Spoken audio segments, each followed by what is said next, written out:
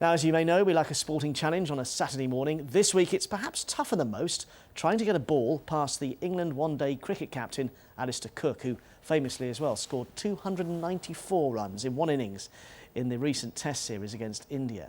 Well, as he was getting ready to lead the one-day team now in the first match at Durham today, I went to meet him for a session in the nets and, Charlie, do you want to go for a cup of tea?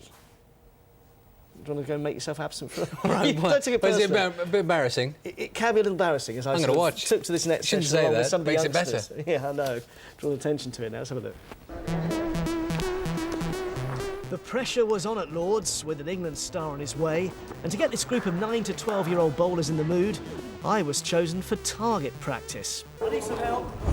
Thankfully, the top man is on hand. How are you? Good to see you. Great to see you, Alastair, after what a summer you've had. What is your top tips, first of all, for improving our batting for your average player? Is there one thing you can think of that you'd say, apart from watch the ball? Well, that is probably the easiest thing. The thing we never do probably as well as we should do. I think you're slightly beyond help. Cook's had quite a summer, captaining England to one-day series victory over Sri Lanka.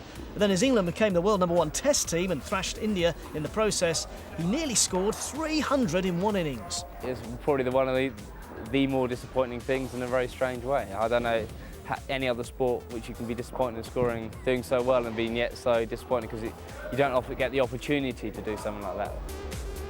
He spent over 13 hours at the crease and is famous for his concentration, although he could have played some shots with his eyes closed here. But he puts it all down to his time as a choir boy and learning to play the clarinet. It certainly helped the concentration.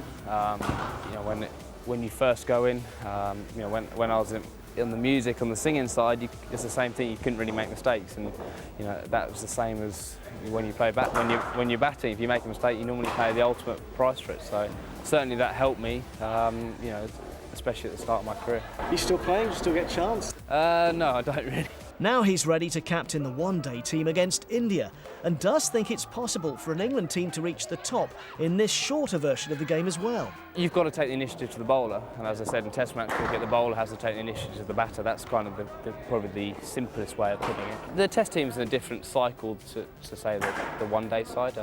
Test team's been around, been very settled for a huge, for two years now, and that's why we've had really good results. More than half the team playing both, but appreciate where we are and I think what the exciting thing is we're playing nowhere near our potential in one-day cricket. He's nice, really cheerful, gave us all high fives. He scores a lot of runs and he doesn't sweat as much as the other England players, which is pretty weird. He's looked really fluent and steady, so get a steady base and keep your head still. So remember Cookie's advice, watch the ball, keep your eye on the ball. How many, too many balls. I think even he would have struggled with this kind of attack. The youngsters there giving me a run for my money. They were. I deserved it though after that awful delivery. Real the first inspiration for them. He's incredible, isn't he? They really do look up to him as an icon. I think the team do as well. And I think there's every chance that he can do to the one-day squad what the Test team have done, because they were struggling until he took over as captain and he led them to a serious victory over Sri Lanka. And he talks about the need to be more obviously aggressive in the one-day game, and he thinks that if you get a settled side now, they could actually emulate what the Test team have done. And the whole thing about the future of cricket in this country is so much about young people playing, isn't it? I mean, do you get the sense there is that you need a figurehead, don't you? Yeah, absolutely. You need someone. People love their role models, and he's a great one. Especially the way he got into it, via music and things. An interesting character as well. Yeah. Good, Mike. You'll be back a little later. I will.